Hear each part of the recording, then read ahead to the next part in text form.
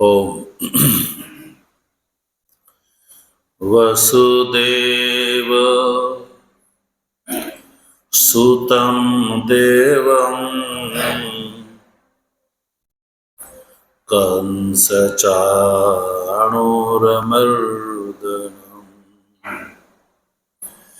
देवकी परमानन्दम् कृष्णं वन्दे जगद्गुरुम् मूकं करोति वाचालं पङ्गुं लङ्घयते गिरिं यत्कृपातमहं वन्दे परमानन्दमाधवम्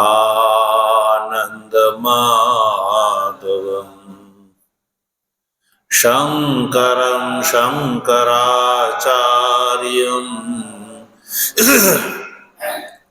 केशवं बादरायणं सूत्रभाष्य कृतौ वन्दे भगवन्तौ पुनः पुनः ईश्वरो गुरुरात्मेति मूर्तिभेदविभागिने व्योमवद्व्याप्तदेहाय दक्षिणामूर्तये नमः। ओम शांति शांति शांति। तत्व जिज्ञासु सज्जनों, भगवत रूपाथी प्रातःकालीन स्वाध्यायात्मक श्रृंखला अंतर्गत श्रीमद् भगवद गीताना शांकर भाष्य सहित विचार क्रम में कर्मयोग नामक तृतीय अध्यायना 15मा श्लोक सुधी આપણે प्रतिपद विचार કરી ચૂક્યા। 15मा श्लोक में भगवान श्री कृष्णे अर्जुन ने कह્યું કે आ जे जगत चक्र है ए जगत चक्रનું अनुवर्तन करवू જોઈએ। કોણે? કર્મના અધિકારીએ। જે કર્મનો અધિકારી છે એવાએ આ જગત ચક્રનું અનુવર્તન અવશ્ય કરવું જોઈએ। અને यदि जगत चक्रનું અનુવર્તન કરવામાં ન આવે તો શું વાંધો પડે? તો એ વાત ભગવાન શ્રી કૃષ્ણ આ 16મા શ્લોકમાં કહી રહ્યા છે। એટલે જગત ચક્રનું અનુવર્તન જે અજ્ઞ નથી કરતો તો ઈશ્વરની આજ્ઞાનો એ અતિલંઘી છે। શું છે? ઈશ્વરની આજ્ઞાનો એ અતિલંઘી કહેવાય છે। અને આવા અતિલંઘીને પ્રત્યવાયની પ્રાપ્તિ થાય છે। પ્રત્યવાય એટલે કે દોષની પ્રાપ્તિ થાય છે। એટલે ઈશ્વરની આજ્ઞાના અતિલંઘન રૂપ પ્રત્યવાયથી બચવા માટે જે અજ્ઞ છે એણે આ જે જગત ચક્રનું કર્મયોગના અનુષ્ઠાનથી અનુવર્તન કરવું જોઈએ. જગત ચક્રનું અનુવર્તન કેવી રીતે કરવાનું કહ્યું? અધ્યયનાદિ દ્વારા. સૌથી પહેલા વેદાધ્યયન. જો જગત ચક્રનું અનુવર્તન જે છે એવું નથી કે કેવલ તમે કર્મ કરી લો, પણ કર્મ જે વૈદિક પરંપરા છે મનુષ્ય જીવનની સાર્થકતા માટે જે પરંપરા સ્થાપિત કરેલી છે એ પરંપરા પ્રમાણે જીવન બનાવવું. તો આ જગત ચક્રનું અનુવર્તન માટે સ્થાપિત પરંપરા છે વર્ણ અને આશ્રમ પરંપરા. તો એ પરંપરા પ્રમાણે આશ્રમ દ્રષ્ટિથી સર્વપ્રથમ આશ્રમ છે બ્રહ્મચર્ય, પછી ગૃહસ્થ, પછી વાનપ્રસ્થ અને સંન્યાસ. તો બ્રહ્મચર્ય આશ્રમમાં સૌપ્રથમ શું કર્તવ્ય છે? વેદાધ્યયન. એટલે વેદાધ્યયન. અને વેદાધ્યયન ગુરુકુળમાં જઈને વેદાધ્યયન, અને વેદાધ્યયન દ્વારા વેદના અર્થનો બોધ થયો. અધ્યયનથી શું થયું? વેદાર્થનો બોધ થયો. તો વેદાર્થનો બોધ થતા સર્વપ્રથમ વેદોક્ત કર્મ જે છે એ કર્તવ્ય છે. પ્રત્યેક મનુષ્યએ વેદોક્ત કર્મ કર્તવ્ય છે. તો પ્રત્યેકથી અભિપ્રાય છે અજ્ઞ વ્યક્તિએ. કેવાય? અજ્ઞ વ્યક્તિ, જેને સંસારથી વૈરાગ્ય નથી થયો એવા વ્યક્તિ. તો પછી વેદાધ્યયન પૂર્વક વેદોક્ત કર્મનું અનુષ્ઠાન કર્તવ્ય રૂપથી પ્રાપ્ત થાય છે. તો ભાઈ બ્રહ્મચર્ય અવસ્થા છે એ તો વેદાધ્યયન માટે જ છે. પછી વેદાધ્યયનથી વેદના અર્થનો બોધ થયો. વેદના અર્થનો બોધ થયો કે વેદોક્ત કર્મ એ અનુષ્ઠેય છે. તો સજ્જનો, વેદોક્ત કર્મનું અનુષ્ઠાન કરવું છે તો શું કરવું જોઈએ? વેદોક્ત કર્મનું અનુષ્ઠાન સપત્નીક થઈ શકે છે, એકલા નહીં પણ સપત્નીક.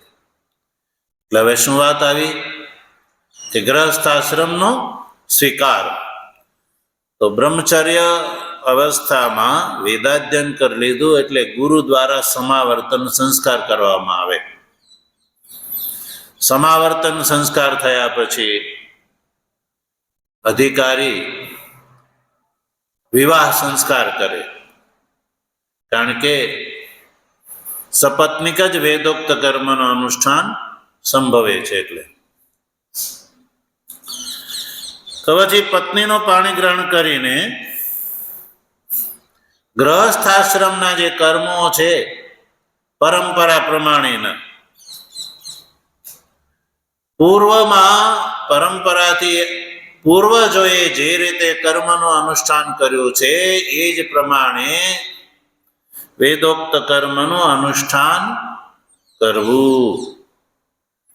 યથા કર્મિણો વર્તન્તે તથા વર્તનમ. ગ્રહસ્થાશ્રમની જે પરંપરા છે સજ્જનો, એ જ પ્રમાણે વર્તન, એને પારંપરિક વર્તન કહેવામાં આવે છે. વેદાધ્યયન પૂર્વક વેદોક્ત જે કર્મ છે એના અનુષ્ઠાન દ્વારા આ જગતની અંદર ગ્રહસ્થાશ્રમની અંદર જે રીતે ગ્રહસ્થાશ્રમી પરાપૂર્વથી જે રીતે વર્તન કરે છે અને અનુષ્ઠાન કરે છે એ પ્રમાણે પોતાની જે પિતા પુત્ર પિતામહ વગેરેની પરંપરા અનુસાર કર્માનુષ્ઠાન કરવું એને કહેવામાં આવે જગત ચક્રનું અનુવર્તન સજ્જન. જો આ જગત ચક્રનું અનુવર્તન મનુષ્ય ન કરે, ગ્રહસ્થાશ્રમનો અધિકારી હોવા છતાં, ગ્રહસ્થાશ્રમનો અધિકારી હોવા છતાં પણ જે ન કરે તો એ ઈશ્વરની આજ્ઞાનો અતિલંઘી ગણાય છે સજ્જન. એટલે આપણે ત્યાં એક વાત છે કે કોઈ વ્યક્તિએ અનાશ્રમી ન રહેવું જોઈએ. અનાશ્રમી એટલે આશ્રમ રહિત.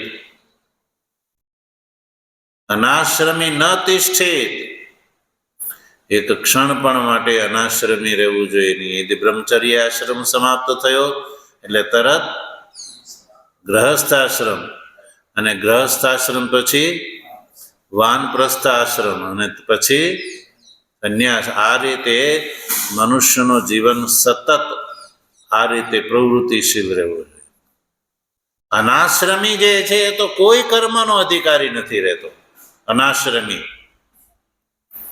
એટલે આશ્રમ કર્મ નું અનુષ્ઠાન પરંપરા પ્રમાણે કરતા રહેવું, એનું નામ છે જગત ચક્રનું અનુવર્તન.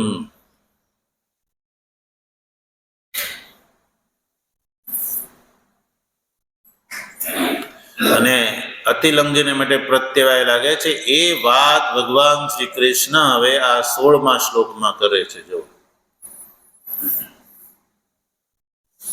એવમ ઇતિ દ્વારા જો તો શ્લોકનું ઉચ્ચારણ આપણે કરીશું. એવમ પ્રવર્તિતં ચક્રમ નાનુવર્તયતિહ યઃ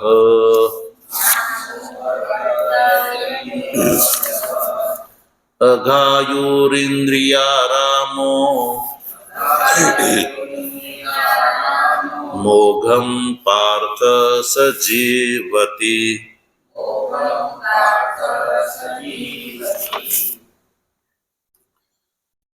શ્લોકનું ઉચ્ચારણ કર્યું, સંધિ વિગ્રહ જોઈએ. એવમ પ્રવર્તિતં ચક્રમ ન અનુવર્તયતિ ઇહ. અહીંયા 3 શબ્દ છૂટા પડે છે. ન અનુવર્તયતિ અને ઇહ. યહ અઘાયુઃ ઇન્દ્રિયારામ, એવા 2 શબ્દ છૂટા પડશે. અઘાયુઃ અને ઇન્દ્રિય આરામ. મોઘમ પાર્થ સ જીવતી. આ રીતે સંધિ વિગ્રહ આપણે કર્યો. હવે શ્લોકને આપણે વાક્યક્રમમાં ગોઠવીએ. તો સૌથી પહેલા ઈહ શબ્દનો પ્રયોગ કરીશું. શેનો? ઈહ. વાક્યક્રમમાં ગોઠવતી વખતે સૌથી પહેલા શબ્દ પ્રયોગ છે ઈહ. ઈહ પછી એવમ.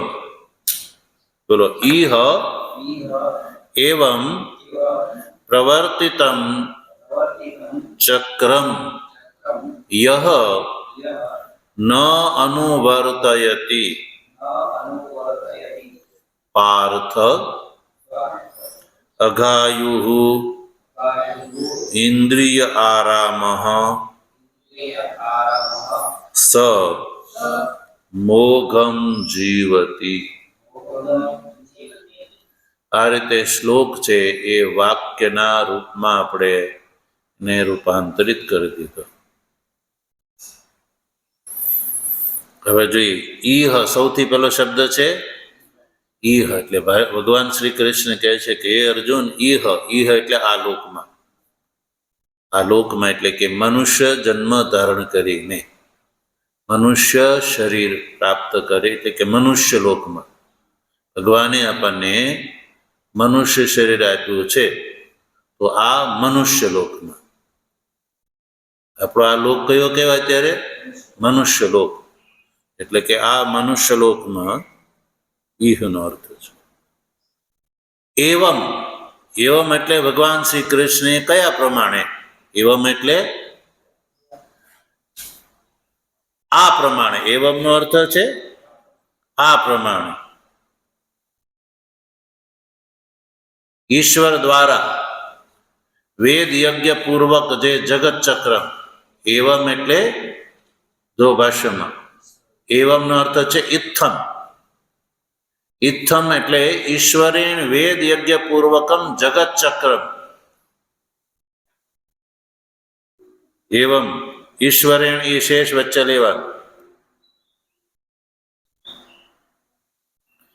ઈશ્વર દ્વારા પ્રવર્તિત, ઈશ્વર દ્વારા પ્રવર્તિત આ જગત ચક્ર.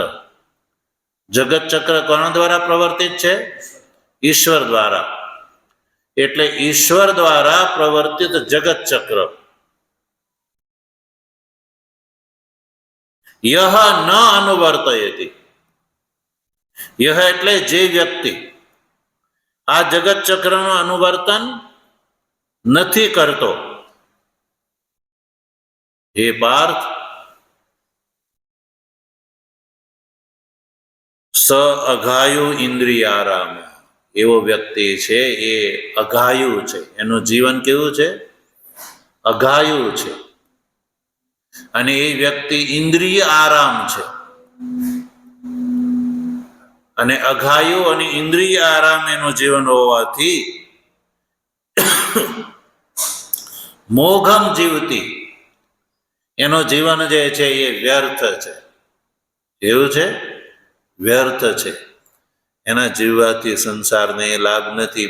એનો તો લાભ નથી સંસારને, કે કોઈને લાભ નથી. એ ભૂમિ ઉપર ભારરૂપ છે. મોટામાં મોટો આ પ્રત્યવાય દોષ, ભગવાનની આજ્ઞાનું ઉલ્લંઘન છે. તો આ સામાન્ય વાક્યના અર્થ આપણે સમજ્યા કે ઈહ એટલે આ મનુષ્ય લોકમાં, એવમ એટલે ઈશ્વર દ્વારા પ્રવર્તિત જે જગત ચક્ર છે એ જગત ચક્રનું જે પરંપરા પ્રમાણે અનુવર્તન નથી કરતો. તો હે પાર્થ, એવો વ્યક્તિ જે છે એની બે સંજ્ઞા પડી, એક અઘાયુ અને ઇન્દ્રિય આરામ. એ વ્યક્તિ કેવો કહેવાય? અઘાયુ કહેવાય. અને કેવો કહેવાય? ઇન્દ્રિય આરામ કહેવાય. અને એ 100 વર્ષ સુધી ભલે જીવે, પણ એનું જીવન કેવું કહેવાય? મોઘમ. મોઘમ વૃથા. એના જીવવાથી કોઈ લાભ નહીં. નીતિશાસ્ત્રમાં એક વાત આવે છે, કાકોપી જીવતી ચિરમ ચ બલિમ ચ ભુંક્તે. કોઈ વ્યક્તિ લાંબુ જીવન જીવે પણ જે ભગવાનની આજ્ઞા પ્રમાણે જે આ જગત ચક્રનું અનુવર્તન ન કરે, તો એના દીર્ઘ જીવનથી કોઈ લાભ. તો કાગડો પણ લાંબુ જીવન જીવે છે. કાકોપી જીવતી, કાગડો પણ ચિરમ જીવતી. કહેવાય છે કાગડાનું જીવન બહુ લાંબુ હોય છે, પણ એ ખાય શું? બલી. એનું ખાવાનું શું છે? બલી ખાઈને એ લાંબુ જીવે છે. એનાથી કોઈ લાભ નહીં. ખેર, કાગડાની તો એ યોની છે, એનો એ સ્વાભાવિક જે છે પ્રાકૃતિક પ્રદત્ત જે છે એને શરીર મળ્યું છે એ પ્રમાણે જીવે છે. પણ એ સ્વતંત્ર નથી કે ભાઈ એને કેવું જીવવું, યા એને બદલી ન શકે એની શૈલીને. મનુષ્ય સિવાય જેટલા દેહધારી જેવો છે એનું જીવન પ્રાકૃતિક છે. એ એની જીવનશૈલીને બદલી ના શકે. જે પરંપરાથી પ્રદત્ત જીવનશૈલી પ્રમાણે જ એ જીવે છે સજ્જનો. મનુષ્યને ભગવાને સ્વતંત્ર બનાવ્યો છે આ રીતે. એટલે મનુષ્ય જે છે એ સ્વચ્છંદી જીવન જીવીને પોતાની પરંપરાનો એ ઉચ્છેદ કરે છે. વર્તમાન કાળમાં આપણને એ વાત જોવા મળે છે. પરંપરા પ્રમાણે જીવનની વાત કરો તો કોઈને પરંપરા પ્રમાણે અત્યારે જીવવું નથી. જો એ વાત કરો તો એને શું કહેવામાં આવે કે આ વ્યક્તિ તો દકિયાનુસી છે. શું છે? દકિયાનુસી છે, રૂઢિ ચુસ્ત છે, એવા શબ્દનો પ્રયોગ કરવામાં આવે. એ રૂઢિ ચુસ્ત છે. એ કહે છે કે હવે એ તો અભણ છે, એને શું ખબર પડે એમ. આજકાલની જે આ આધુનિક વિદ્યા ભણી અને જે પારંપરિક જે વિદ્યા અધ્યયન કરી અને જે પારંપરિક વૈદિક જીવન છે એને માટે આવા લોકો શું કે એ તો અભણ છે, એને શું ખબર પડે, એ કઈ ભણેલો નથી. એટલે આ જે સનાતન ધર્માવલંબીઓની અંદર આ એક ગાંઠ બંધાઈ ગઈ છે વર્તમાન કાળમાં. પારંપરિક આહારને છોડી દેવો, પારંપરિક જે વિહારને છોડી દેવો, પારંપરિક પોશાકને છોડી દેવો, એવા વ્યક્તિને લોકો બુદ્ધિમાન અને આદરણીય ગણે છે. એવો વ્યક્તિ અગ્રણી ગણાય છે. એવો વ્યક્તિ સુધરેલો ગણાય છે. કેવો ગણાય છે? સુધરેલો ગણાય છે. પારંપરિક જે પરાપૂર્વથી ચાલી આવતી જે પરંપરા છે એ પરંપરાનો છેદ ઉડાડી દે, એનું અપમાન કરે, એનો છડેછોક એના લીરા ઉતારી દે, તો સજ્જનો વર્તમાન કાળમાં સમાજ એને સુધરેલો અને આદર્શ માને છે. કે આ વ્યક્તિ તો આદર્શ છે, આ કેમ કરવા યોગ્ય છે. અને આવા વ્યક્તિઓ માત્ર ને માત્ર ધનના બળથી આવું કરતા હોય છે. બુદ્ધિ બળથી નહીં, પણ ધનના બળથી. તો સજ્જનો કઈ ધનના બળથી કઈ બુદ્ધિ થોડી આવી જાય છે. અને આવા જે સાહસિક છે, જે ધનના બળથી સમાજને બદલવાની વાત કરે છે ને એનું ઘરમાં કઈ ચાલતું નથી હોતું. એનું ઘરમાં, એના ઘરમાં એનું કઈ ચાલતું નથી. સમાજમાં એ સમાજને બદલવાની વાત કરશે. અને પારંપરિક જે આદર્શ છે, સિદ્ધાંત છે, મૂલ્યો છે, એના વિશે એ કહેતા હોય છે કે હવે આવું બધું માનવાની જરૂર નહીં. આપણે 2-4-5 દિવસ પહેલા પ્રસંગમાં પંચ મહાયજ્ઞની વાત કરી હતી. શેની? પંચ મહાયજ્ઞ. પંચ મહાયજ્ઞ એ ગ્રહસ્થ આશ્રમની જીવનશૈલીમાં લાગતા જે 5 પ્રકારના દોષો છે,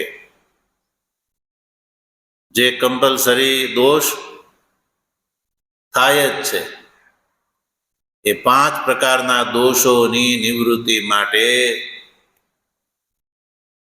શાસ્ત્રોએ કીધું કે ગ્રહસ્થીએ પંચ મહાયજ્ઞ કરવા જોઈએ. બ્રહ્મયજ્ઞ, દેવયજ્ઞ, પિતૃયજ્ઞ, ભૂતયજ્ઞ અને મનુષ્યયજ્ઞ. તો બ્રહ્મયજ્ઞ એટલે વિદ્યાની પરંપરાને જે રીતે આપણને પ્રાપ્ત થઈ છે એ રીતે આગળની પેઢીને પણ આ વૈદિક વિદ્યાનો લાભ મળે એટલે વેદાધ્યયનની પરંપરા આગળ વધે એ માટે આપણી પાસે જે સંસાધન છે એનો પ્રયોગ કરવો, એનું નામ છે બ્રહ્મયજ્ઞ. દેવતાને ઉદ્દેશ કરીને હવિનો પ્રક્ષેપ કરવો એને કહેવામાં આવે દેવયજ્ઞ, અગ્નિહોત્રાદિ.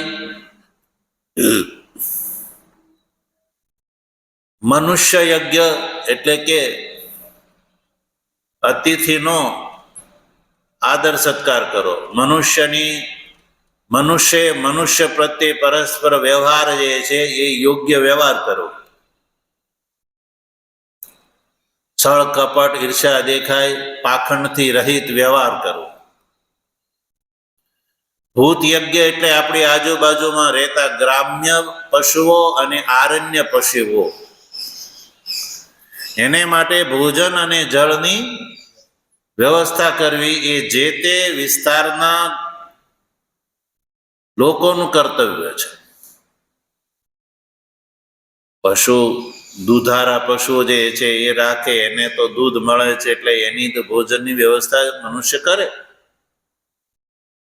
પણ એનાથી અતિરિક્ત જે ગ્રામ્ય પશુ શ્વાનાદિ છે, આરણ્યક પશુ જે છે, અરણ્યમાં રહેવાવાળા પશુ છે, એ જે તે ગામની સીમમાં વિસ્તારમાં જે તે ગામમાં રહેતા હોય એ પશુ યદિ ભૂખ્યા અને તરસ્યા જો મૃત્યુ પામે,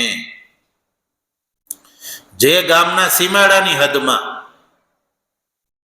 ગ્રામ્ય પશુ યા આરણ્ય પશુ જો અન્ન જળ વગર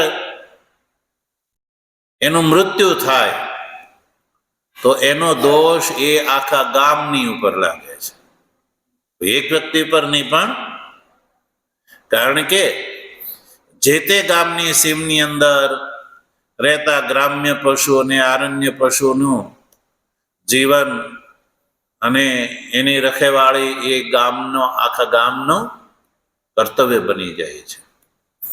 તો એની રખેવાળી થાય, એના જીવનની રક્ષા થાય એ માટે જે અન્ન જળની વ્યવસ્થા એ ભૂત યજ્ઞ છે. અને પિતૃયજ્ઞ એટલે શ્રાદ્ધ, તર્પણ અને પિંડદાન.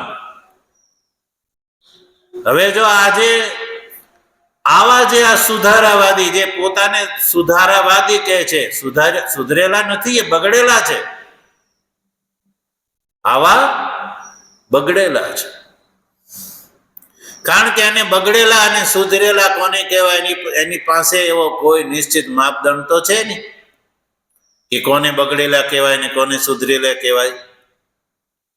તો આવા લોકોની પાસે આજકાલ તમે આ વાત કરે તો એની હસી ઉડાવશે કે આ તો બધું જૂનું કહેવાય, ઢકોસલા કહેવાય.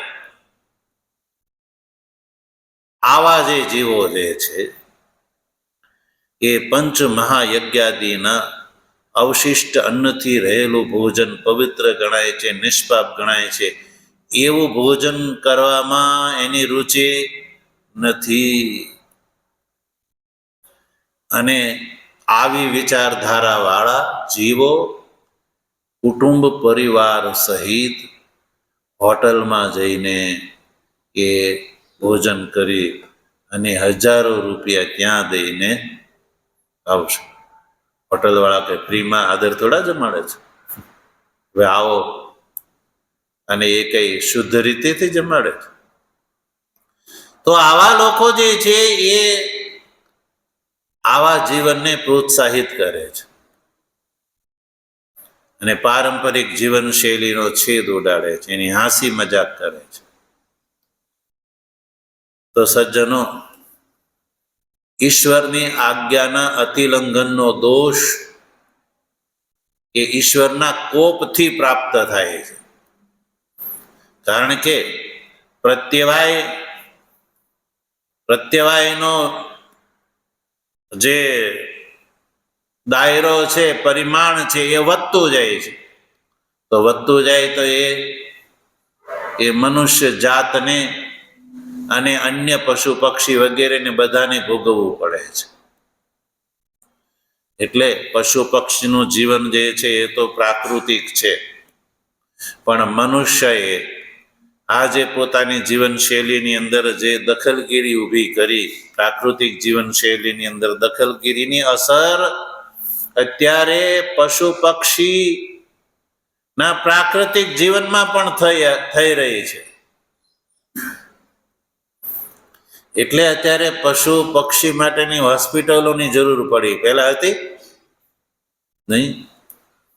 કારણ કે જે પારંપરિક આહાર છે એ આહાર દૂષિત થઈ ગયો, હાઇબ્રિડ થઈ ગયો, રાસાયણિક થઈ ગયો, પારંપરિક ન રહ્યો.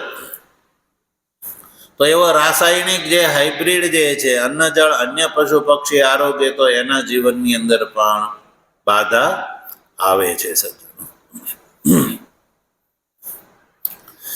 એટલે આવા જીવોનું જીવન જે છે સજ્જનો મોઘમ, એટલે ભગવાને એની નિંદા કરી કે એ જીવન છે એ મોઘ છે, કેવલ ધનના બળથી કઈ થઈ જતું નથી. ચાલો અહીંયા વાંધો ને, અહીંયા તમે મન ફાવે એ રીતે કોઈ જીવી લે, પણ મર્યા પછી એની ગતિ શું થશે એનો આવા લોકોને જરાય વિચાર નથી આવતો. એટલે ભગવાન શ્રી કૃષ્ણ અર્જુનને કહે છે કે હે અર્જુન, આ જે જગત ચક્રનું અનુવર્તન અતિ આવશ્યક છે, અને યદી આ જગત ચક્રનું અનુવર્તન કરવામાં ન આવે તો એવો વ્યક્તિ ઈશ્વરની આજ્ઞાનો અતિલંઘી ગણાય છે અને પ્રત્યવાયનો ભાગીદાર થાય છે. આ મનુષ્ય જીવન જે છે એ ઇન્દ્રિય આરામ માટે નથી, પાપ માટે નથી, પણ મોક્ષ પ્રાપ્ત કરવા માટે મનુષ્ય જીવન મળ્યું છે. ભારતીય વૈદિક ધર્મનું જે છે લક્ષ્ય એ છે કે મનુષ્ય જીવન ભોગ માટે નથી, માત્ર ને માત્ર મોક્ષ માટે છે.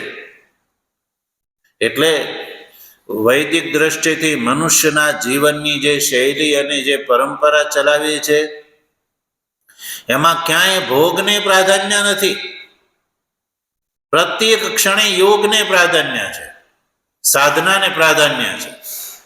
મનુષ્યની એક એક ક્ષણ જે છે એ સાધન પરાયણ હોવી જોઈએ. વ્યર્થ સ્વચ્છંદી જીવન, સ્વતંત્ર જીવન, મન ફાવે એ રીતે જીવવા માટે મનુષ્ય જીવન ભોગ માટે નથી. આહાર, નિદ્રા, ભય, મૈથુન આ 4 કાર્ય માટે જ મનુષ્ય જીવન નથી. એટલે મનુષ્યની એક એક ક્ષણને ધર્મમય કઈ રીતે બનાવવી એ પ્રક્રિયા અને એ વાત આપણું આ વૈદિક જીવન શૈલી કહે છે. એ આનાથી એ વાત સિદ્ધ થાય છે.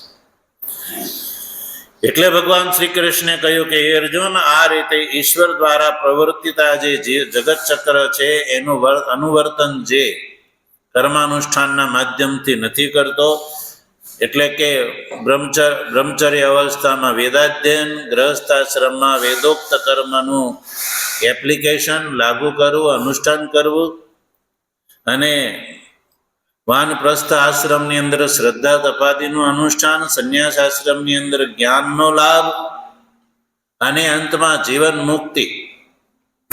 આ જે ક્રમ છે એનું જે અનુવર્તન નથી કરતો એનું જીવન જે સજ્જનો અઘાયું છે ને એવો વ્યક્તિ ઇન્દ્રિય આરામ છે, એના જીવનથી કોઈ લાભ નથી. હવે જો એવમ શબ્દનો અર્થ ભાષ્યકારે શું કર્યો? ઇત્થમ ઈશ્વરેણ વેદ યજ્ઞ પૂર્વકમ જગત ચક્રમ પ્રવર્તિતમ. આ જે જગત ચક્ર જે છે એ પ્રવર્તિતમ એટલે પ્રવર્તિત કર્યું છે. કોણે કર્યું છે? ઈશ્વરેણ. ઇત્થમ, ઇત્થમ એટલે જે પરંપરા, ઇત્થમથી અભિપ્રાય છે પરંપરા. ઈશ્વરેણ, ઇત્થમ એટલે આ પ્રકારે, આ પ્રકારે એટલે આ પ્રકારથી અભિપ્રાય છે પૂર્વમાં 14 અને 15માં બતાવેલો ક્રમ એ જગત ચક્ર છે. 14 અને 15માં શ્લોકમાં જે બતાવેલો જે ક્રમ છે એનું કહેવાય ઇત્થમ જગત ચક્ર. ઈશ્વરેણ પ્રવર્તિત છે. શું? જગત ચક્ર. જગત ચક્ર.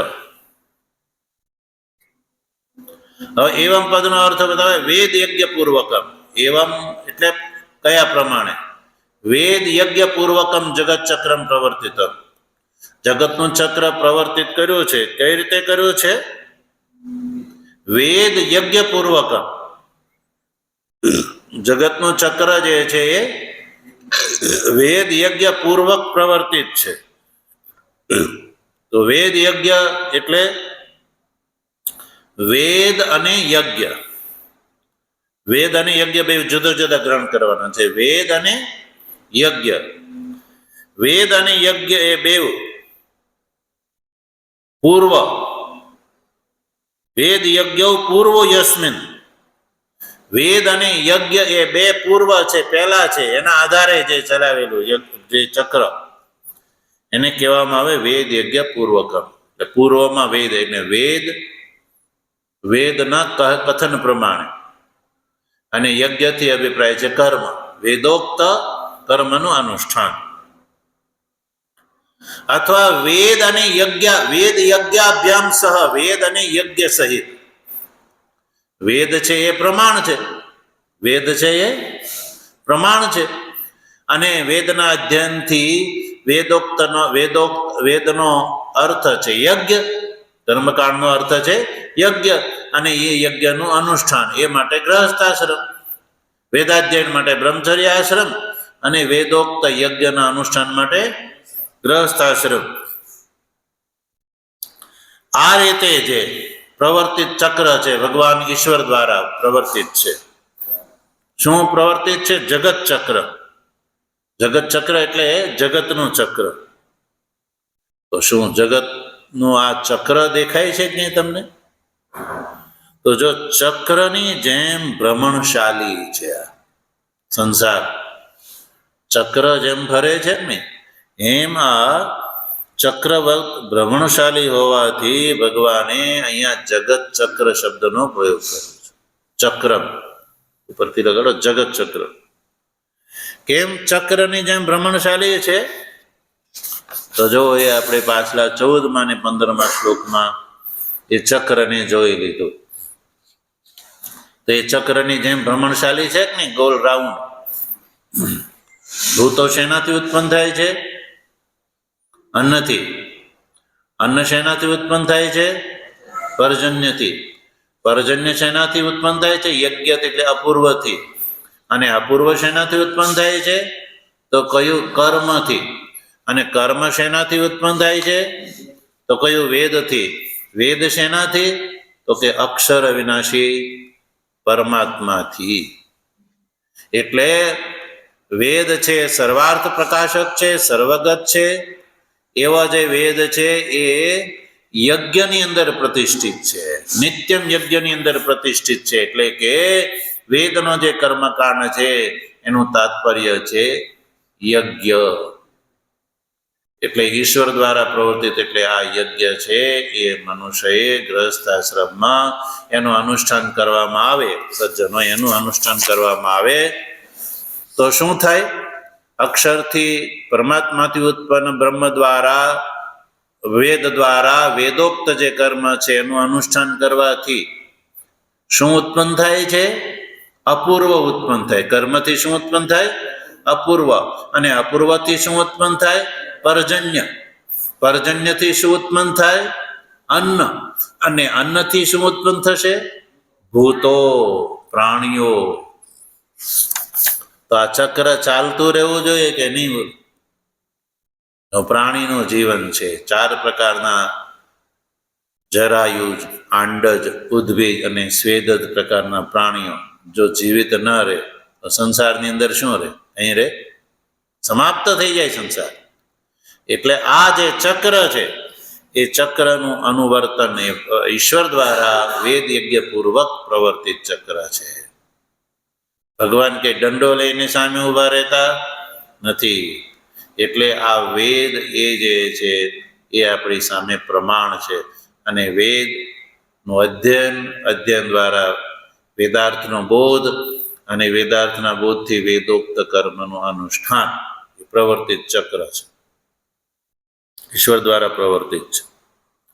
હવે આવું જે ચક્ર ન અનુવર્તયતિ, યહ ન અનુવર્તયતિ, યહ એટલે જે વ્યક્તિ, ન અનુવર્તયતિ એટલે અનુવર્તન જે નથી કરતો, જે મનુષ્ય આ જગતરૂપી ચક્રનું અનુવર્તન નથી કરતો, એટલે કે વેદ પૂર્વક, વેદાધ્યયન પૂર્વક ગ્રહસ્થાશ્રમમાં યજ્ઞાદિ કર્મનું અનુષ્ઠાન જે નથી કરતો, એટલે જગત ચક્રનું અનુવર્તન નથી કરતો, વેદાધ્યયન પૂર્વક પછી વેદોક્ત કર્મના અનુષ્ઠાન દ્વારા આ જગતની અંદર જે રીતે કર્મનું ચક્ર ચાલે છે એ પ્રમાણે, પરંપરા પ્રમાણે જે વર્તન નથી કરતો, તો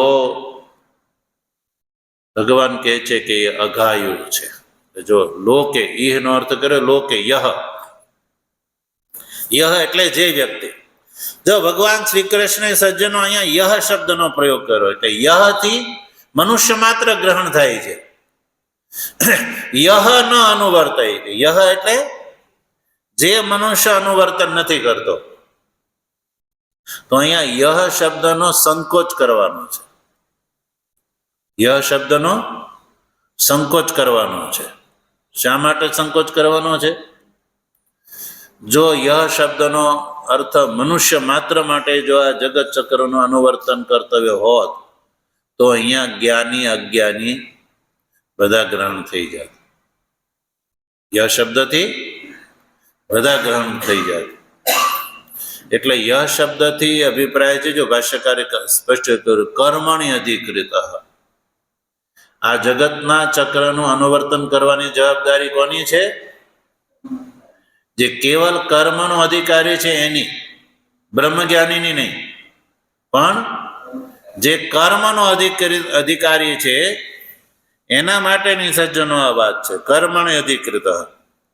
એટલે યહ શબ્દથી સંન્યાસી જે છે એની વ્યાવર્તન કર્યું, સંન્યાસીનું ગ્રહણ આમાં નથી. એટલે કર્મણે અધિકૃત સન, કર્મનો અધિકારી છે જે વ્યક્તિ, કર્મનો અધિકારી છે અને જે કર્મનું અનુષ્ઠાન નથી કરતો એની વાત છે. એટલે કર્મણે અધિકૃત સન યહ જગત ચક્રમ ન અનુવર્તયતિ, ઈશ્વરેણ પ્રવર્તિતમ જગત ચક્રનું અનુવર્તન જે નથી કરતો, તો સજ્જનો એ અઘાયુ છે. એના માટે દોષ બતાવ્યો. એ વ્યક્તિ કેવો છે? અઘાયુ છે. અઘાયુ એટલે જો અઘમ, અઘાયુ શબ્દનો અર્થ કર્યો ભાષ્યકાર, એનો આયુ જે છે એ અઘ છે. આયુ, આયુથી અભિપ્રાય છે, આયુષ થી અભિપ્રાય છે શરીરની અંદર પ્રાણવાયુનો સંચાર. આયુ એટલે જીવન, આયુનો અર્થ છે જીવન. એટલે જીવન એટલે શરીરની અંદર પ્રાણવાયુનો સંચાર ચાલુ રહે એને કહેવામાં આવે જીવન. શરીરની અંદર પ્રાણવાયુનો સંચાર ચાલુ રહે એને કહેવામાં આવે જીવન. અને શરીરની અંદર પ્રાણવાયુ જે છે નીકળી જાય એને કહેવામાં આવે મૃત્યુ. એટલે જીવનનો અર્થ છે શરીરની અંદર પ્રાણવાયુનો સંચાર. તો જ્યાં સુધી એના શરીરની અંદર પ્રાણવાયુનો સંચાર એટલે જીવન રહે ત્યાં સુધી એનું અઘ, એ જીવન છે એ અઘ, એ પાપમ આયુ. અઘમનો અર્થ છે પાપમ. અઘાયુમાં જે અઘ શબ્દનો અર્થ છે પાપ, તો અઘાયુનો અર્થ થયો હવે પાપમ આયુ. શું થઈ ગયો અર્થ હવે? પાપમ આયુ. આયુ એટલે જીવન. હવે આયુ શબ્દનો અર્થ કરો, જીવન કરો. તો હવે ટોટલ અર્થ થયો પાપ જીવન. પાપ જીવન થયું. એટલે જો ભાષ્યમાં જો, અઘમ પાપમ આયુ જીવનમ યસ્ય સો અઘાયુ. અઘ એટલે પાપમય આયુ છે જેનું, એવા વ્યક્તિને કહેવામાં અઘાયુ. ટોટલ અર્થ થયો પાપ જીવન ઇતિ યાવત. પાપ જીવન છે. કેવું છે? પાપ જીવન. એટલે કે જેના શરીરની અંદર પ્રાણવાયુનો સંચાર કેવલ પાપ માટે જ છે, પુણ્ય માટે નહીં. જેના શરીરની અંદર પ્રાણવાયુનો જે સંચાર થઈ રહ્યો છે, ભગવાને એને જે પ્રાણ શ્વાસ આપ્યા છે, એ શ્વાસ દ્વારા એ પાપ જ કરે છે, બીજું કંઈ કરતો નથી સજ્જનો. પાપાય એવું ભવતી, પાપ માટે જ એના શ્વાસ ચાલે છે, પુણ્ય માટે નહીં. તો એવા વ્યક્તિને કહેવામાં આવે અગાયુ, એટલે પાપ જીવન, એટલે કે પાપ સંચય જીવન ઇત્યર્થ. એ જીવનની અંદર શાનો સંચય કરે છે, એકઠા કરે છે? પાપને જ એકઠા કરે છે, પુણ્યને નહીં. પાપ જીવન છે. એટલો જ નહીં, ઇન્દ્રિય આરામ, એનું જીવન કેવું છે? ઇન્દ્રિય આરામ.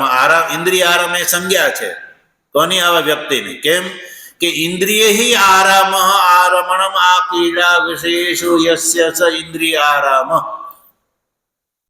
આવા વ્યક્તિને ઇન્દ્રિય આરામ કેમ કહેવામાં આવે છે? એટલે કે એ ઇન્દ્રિયોની અંદર જ જે આરામનો અર્થ છે આ ક્રીડા. એનું આખું જીવન કેવું છે? ઇન્દ્રિયોની અંદર જ ક્રીડા કરવામાં જ જેનું જીવન છે. આ રમણમ એટલે એની અંદર જ આખો દિવસ ને રાત પડ્યો પાથર્યો રે, એને કહેવામાં આવે ઇન્દ્રિય આરામ. આ રમણમ આ ક્રીડા, આ રમણમ છે આ ક્રીડા. જેવી રીતે ઉદ્યાનની અંદર જેવી રીતે અશ્વ, એવી રીતે ઇન્દ્રિયોના વિષયોની અંદર જે ક્રીડા કરે, એ રીતે જેમ એક મોટું મેદાન હોય એમાં અશ્વને છોડી દેવામાં આવે તો અશ્વ જે છે એ યથેચ્છ ક્રીડા કરે. એ રીતે સજ્જનો આ ઇન્દ્રિયો દ્વારા વિષયોની અંદર જ જે ક્રીડામાં રમણ કરે છે, એવા વ્યક્તિને કહેવામાં આવે ઇન્દ્રિય આરામ. એ ઇન્દ્રિય આરામ છે, અને એટલે જ એનું જીવન મોઘમ પાર્થ, હે પાર્થ સ મોઘમ જીવતી. મોઘમ એટલે આવા વ્યક્તિનું જીવન, મોઘમ એટલે વૃથા. મોઘમ શબ્દનો અર્થ કર્યો વૃથા. એટલે આવા વ્યક્તિનું જીવન જે છે સજ્જનો વૃથા છે, એ નિરર્થક છે. આવા વ્યક્તિના જીવવાથી સંસારને કોઈ લાભ નથી, એવું ભગવાને કહ્યું. તો આ શ્લોકની અંદર આ રીતે સજ્જનો જે ઈશ્વરની આજ્ઞા પ્રમાણે જે વેદ યજ્ઞ પૂર્વક પ્રવર્તિત આ જે જગત ચક્ર છે એનું જે અનુવર્તન નથી કરતો, એ આ રીતે પ્રત્યવાય એટલે નિંદ્ય, નિંદાનો ભાગીદાર થાય છે. એનું જીવન નિંદ્ય છે, વ્યર્થ છે. તો ટોટલ અર્થ શું થયો કહેવાય? ટોટલ અર્થ જે છે ભગવાન ભાષ્યકાર લખે છે કે તસ્માત અજ્ઞેન અધિકૃતેન કર્તવ્યમ એવ કર્મ ઇતિ પ્રકરણાર્થ. તસ્માત મને એટલા માટે, તસ્માત મને એટલા માટે, આ પ્રત્યવાયથી બચવા માટે, જીવનને સાર્થક કરવા માટે. અન્યથા જીવન નિરર્થક છે, એટલે જીવનને સાર્થક કરવા માટે અજ્ઞએ શું કરવું જોઈએ? અજ્ઞેન અધિકૃતેન એટલે જે અજ્ઞ છે, કર્મનો અધિકારી છે, એવા વ્યક્તિએ કર્મ અવશ્ય કર્તવ્યમ. એ આ પ્રકરણનો અર્થ છે. પ્રકરણ શું છે? આ ક્યાંથી શરૂ થયું પ્રકરણ? ન કર્મણામ અનારંભા, ત્યાંથી પ્રકરણ આખું શરૂ થયું. અજ્ઞેન અધિકૃતેન કર્તવ્યમ કર્મ એટલે પ્રકરણાર્થ. એ પ્રકરણનો અર્થ છે કે અજ્ઞ અને અધિકારી વ્યક્તિએ શું કરવું જોઈએ? કર્મ કર્તવ્ય છે. તો કર્મ કર્તવ્ય છે એ વાત ક્યાંથી પ્રારંભ થઈ? ભગવાને અર્જુને પ્રશ્ન કર્યો અને ભગવાને ઉત્તર દીધો, અને ઉત્તર દીધો તૃતીય શ્લોકથી સામાન્ય ઉત્તર દીધો. પછી ભગવાને ચોથા શ્લોકથી કારણો બતાવવાના ચાલુ કર્યા. ચોથો શ્લોક છે ન કર્મણામ અનારંભા નૈષ્કર્મ્યમ પુરુષોશ્નુતે. ત્યાંથી લઈને અહીંયા સુધી ન કર્મણામ અનારંભામ ઇત્યાદિ થી અહીંયા સુધી જે વાત કરી ભગવાને, એ સંપૂર્ણ પ્રકરણનો આ અર્થ છે. પ્રકરણ આખું લેવાનું છે. એ ચોથા શ્લોકથી કે ન કર્મણામ અનારંભ ત્યાંથી ભગવાને કર્મના અનુષ્ઠાનમાં હેતુ કારણો દેવાના શરૂ કર્યા કે અર્જુન અજ્ઞ અને અજ્ઞ અધિકારીએ કર્મ કરવું જ જોઈએ. એમાં ભગવાને ભિન્ન ભિન્ન કારણો બતાવ્યા. તો એ આખું પ્રકરણ ગ્રહણ કરવાનું છે. ન કર્મણામ અનારંભાત ત્યાંથી લઈને અહીંયા સુધી એ પ્રકરણનો ભગવાન અહીંયા ઉપસંહાર, ભાષ્યકાર અહીંયા ઉપસંહાર બતાવે છે કે તસ્માદ અજ્ઞેન અધિકૃતેન કર્મ કર્તવ્યમ એવી. આ સંપૂર્ણ પ્રકરણનો અર્થ છે કે અજ્ઞ અધિકારીએ કર્મનો ત્યાગ ન કરવો જોઈએ, પણ કર્મનું અનુષ્ઠાન નિષ્કામ ભાવથી કરવું જોઈએ. ઓમ વસુદેવ સુતમ દેવમ કંસચાણૂરમર્દનમ દેવકી પરમાનંદમ કૃષ્ણં વંદે જગદ્ગુરું મૂકં કરોતિ વાચાલં પંગું લંઘયતે ગિરિં યત્કૃપાતમહં વંદે પરમાનંદમાધવં શંકરં શંકરાચાર્યં કેશવં બાદરાયણં સૂત્રભાષ્યકૃતૌ વંદે ભગવन्तૌ પુનઃ પુનઃ. ઈશ્વરો ગુરુરાત્મેતિ મૂર્તિભેદ વિભાગિની વ્યોમવદ્વ્યાપ્તદેહાય દક્ષિણામૂર્તયે નમઃ. ઓમ શાંતિ શાંતિ શાંતિ. સદગુરુદેવ